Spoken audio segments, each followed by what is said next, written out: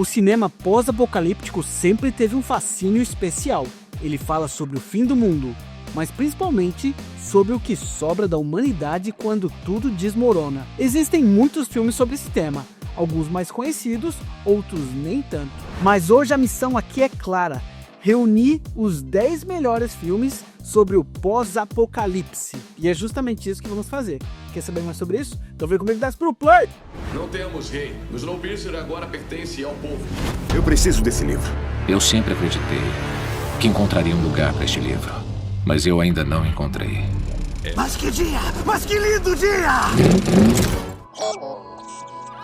Alguns são mais antigos, outros são mais modernos, mas todos têm uma coisa em comum. São todos filmes muito fortes sobre o momento do pós-apocalipse, aquele dia após o fim do mundo, e como a humanidade se comporta nessa situação. Número 10. Um Lugar Silencioso. A ideia aqui é simples e extremamente original.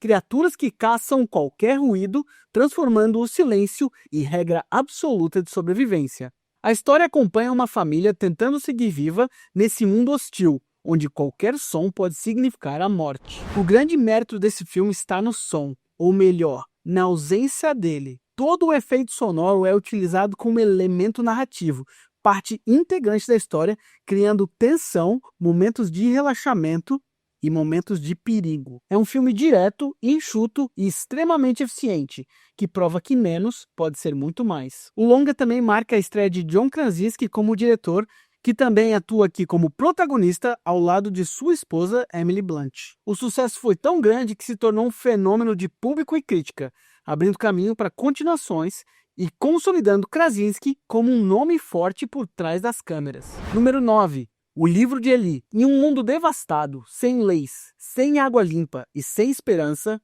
um homem solitário cruza territórios perigosos carregando um livro que pode mudar o destino da humanidade. Esse homem é ninguém menos que Denzel Washington, em uma atuação silenciosa, firme e cheia de presença. O filme mistura pós-apocalipse com faroeste, criando uma identidade visual marcante e outros nomes fortes, interpretados por Gary Oldman e Mila Kunis, que ajudam a dar peso à jornada. No final desse filme tem uma grande revelação, um grande twist que faz toda a diferença e faz com que reassistir esse filme você possa ver ele por uma ótica completamente diferente.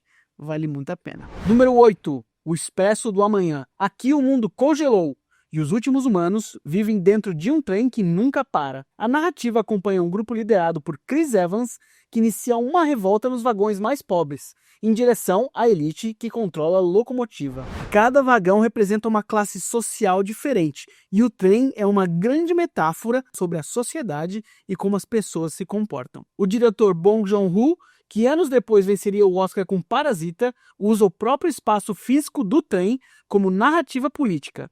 Algo simples na forma, mas profundo no significado.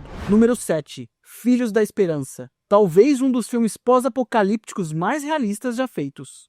Em um futuro onde a humanidade perdeu a capacidade de se reproduzir, o mundo entra em colapso social, político e moral. A história acompanha um homem comum, interpretado por Clive Owen, que se vê responsável por proteger algo que representa a última esperança da espécie humana. Sem monstros ou exageros, o inimigo aqui é o medo e o autoritarismo. E os famosos planos sequências desse filme, do diretor Afonso Cuarón, são estudados nas melhores universidades de cinema do mundo, impactantes e cheios de tensão. Número 6. Oblivion. Esquecimento. Aqui temos um pós-apocalipse silencioso e contemplativo. Após uma guerra que devastou a Terra, um técnico, interpretado por Tom Cruise, é encarregado de manter drones de segurança em um planeta aparentemente abandonado. À medida que a história avança, o nosso protagonista começa a questionar a realidade em que ele se encontra, para então começar a desvendar um mistério nesse filme de ficção científica. Os próprios realizadores descreveram o visual do filme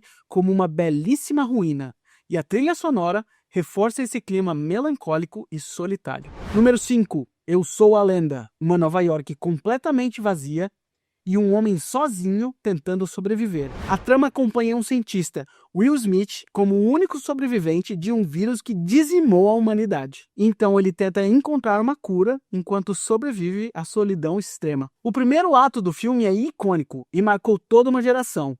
Um detalhe interessante é que o longa possui finais alternativos, com muita gente defendendo qual final é melhor e mais fiel à proposta original. Número 4.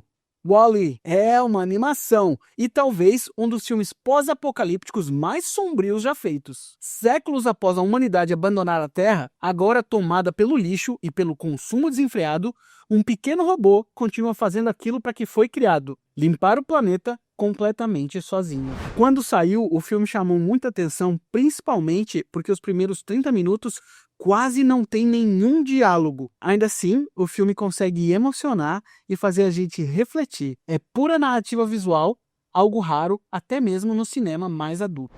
Número 3. O Exterminador do Futuro 2. Julgamento Final. Aqui o apocalipse nasce da tecnologia. Um futuro dominado por máquinas conscientes se torna uma das imagens mais icônicas da história do cinema. Com Arnold Schwarzenegger, esse é provavelmente um dos melhores filmes de ação de todos os tempos, com sequências incríveis, cenas de perseguição e tiroteio e super inovador nas novas tecnologias de efeitos especiais. O filme traz reflexões sobre a inteligência artificial, destino e humanidade. Além disso, ele consegue algo raro: transformar um vilão icônico em herói, definindo completamente a franquia. Número 2. A Estrada. Esse não é um filme fácil e nunca quis ser. Aqui, o pós-apocalipse não é espetáculo, é sobrevivência pura. A história acompanha um pai e um filho, interpretados por Viggo Mortensen e Cody Smith McPhee, atravessando um mundo morto, silencioso e cruel, tentando preservar o que lhes resta de humanidade. Esse filme é seco, doloroso e profundamente humano, mostrando que o horror do fim do mundo não está nos monstros, mas na própria humanidade. Mas antes de falar do primeiro lugar, vale mencionar alguns filmes muito legais de pós-apocalipse, mas que acabaram não entrando nessa lista. Extermínio. Um surto transforma o mundo em caos absoluto e redefine o cinema de zumbis, com realismo e tensão extrema. Estrelado por Cillian Murphy. Toda a franquia Planeta dos Macacos. A queda da humanidade começa com um experimento científico que foge do controle, acompanhado pela ascensão de César, aqui vivido por Andy Serkis. Elysium. Em um futuro dividido entre ricos no espaço e pobres na Terra, um homem comum luta contra um sistema desigual. Todos esses filmes são muito legais e, dependendo do critério de escolha, eles poderiam sim ter uma chance de ter entrado nessa lista. Mas o primeiro filme é um filme que praticamente explodiu a minha cabeça quando eu vi ele no cinema pela primeira vez. Número 1. Mad Max. Estrada da Fúria. Em um mundo devastado pela escassez de água e combustível, a história acompanha uma fuga desesperada através do deserto, onde sobrevivência, poder e redenção se misturam a alta velocidade. O filme quase não depende de diálogos, ele é quase completamente narrado pela ação. E a ação é a ação mais incrível que eu já vi em toda a minha vida dentro do cinema. Eu lembro de acompanhar as perseguições assim da beira da cadeira do meu assento. Foi uma loucura, uma experiência que eu nunca mais tive igual. Grande parte do impacto vem do uso massivo de efeitos práticos, explosões, veículos, dublês, acrobacias, o que dá ao filme uma energia crua, impossível de replicar apenas com computação gráfica. Mais do que um filme pós-apocalíptico, Mad Max é uma aula de cinema. Mas essa foi a nossa lista de melhores filmes pós-apocalípticos de todos os tempos e eu quero saber de você, que filme deveria estar na lista que eu não coloquei? Que filme eu coloquei na lista que não tinha que estar aqui? Escreve aqui embaixo nos comentários. E se você ainda não segue Central do Play, dá uma clicada aqui e segue a gente, vai fazer toda a diferença. Por hoje era isso, muito obrigado por ter assistido até o final e até o próximo vídeo. Não temos rei. O Snowpiercer agora pertence ao povo. Eu preciso desse livro. Eu sempre acreditei que encontraria um lugar para este livro, mas eu ainda não encontrei. Mas que dia! Mas que lindo dia!